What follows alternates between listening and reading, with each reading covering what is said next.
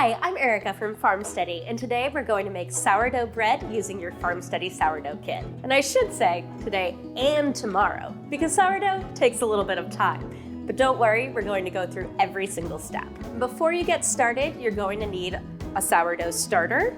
You can either get one from a friend, from a bakery, or you can grow your own. Just watch the video for how to grow your own sourdough starter.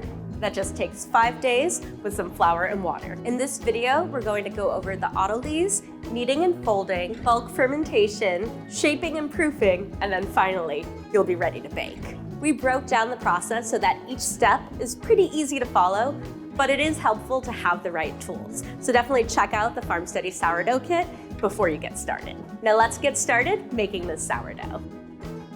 For this recipe, we're using 500 grams white bread flour, 100 grams active sourdough starter,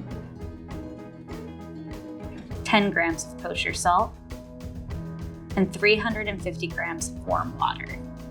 Step 1, ready your starter. We fed this the night before, and now we're going to do a float test to make sure that it's ready. We just spoon a little bit into the water, and if it floats, it's ready to go.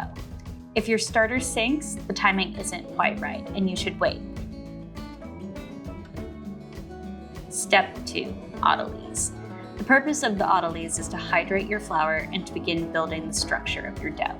In a large bowl, add the warm water and bread flour and mix until fully combined.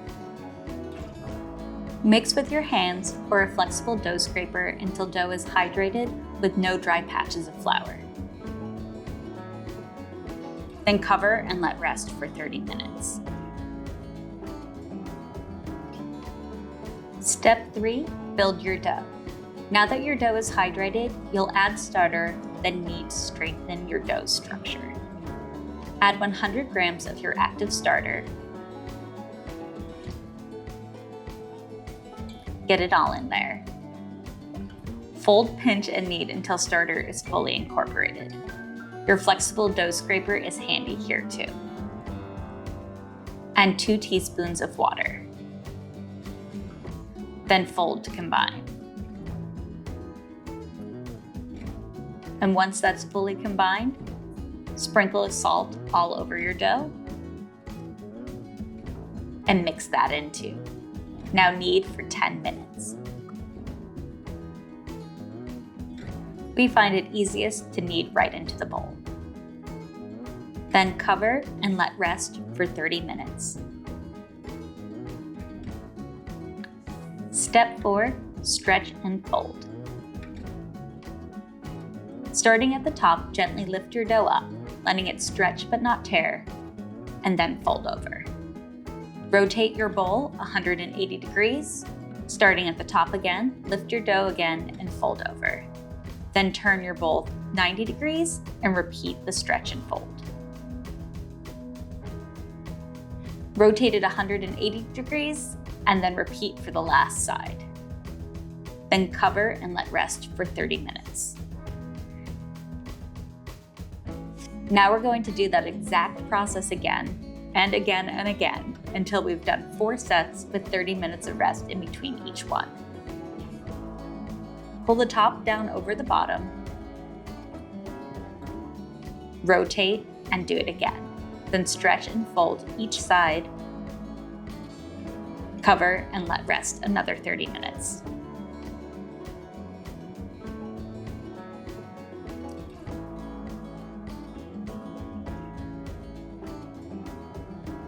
We're going to pull the top up, stretch and fold, rotate,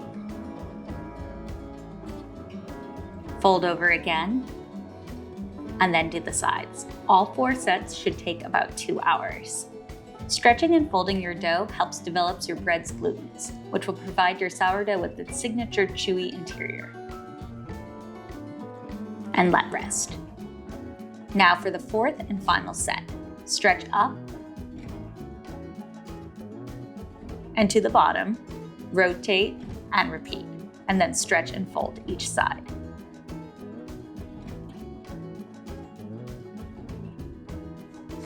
Rotate and repeat. There we go. Cover that up and head into step 5 for bulk fermentation. Let the dough proof in a warm area for 2 to 4 hours. When the dough is ready, it will have expanded to about 1.5 times its volume. Step 6, shape your loaf. Here's where things feel harrowing. You spent all these hours creating this dough, and here it plops out like an unwieldy jellyfish. Don't worry. Flour your hands, lightly flour the dough, and then using the dough scraper, start to tuck the sides of the loaf under itself. Round and round you go, slowly rotating the loaf. You can continue using the dough scraper or just angle your hands and keep rotating and gently tucking, and you'll feel the dough start to get elastic and hold its shape. Slowly rotate the loaf during this process. This will create tension.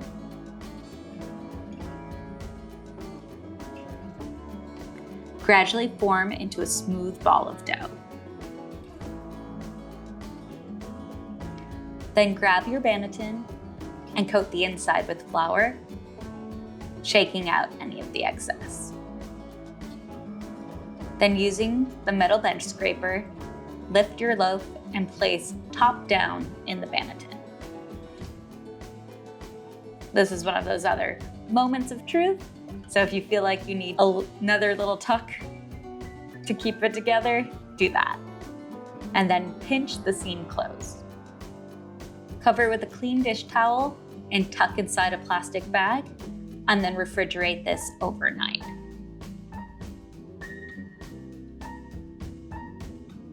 Step 8, preheat and score. Preheat oven to 475 and let your bread pan heat up with it. Then line bread pan with some parchment paper and flip dough out of the banneton and score loaf using the bread line. Bake covered at 475 for 25 minutes and then uncovered for an additional 20 to 25 minutes.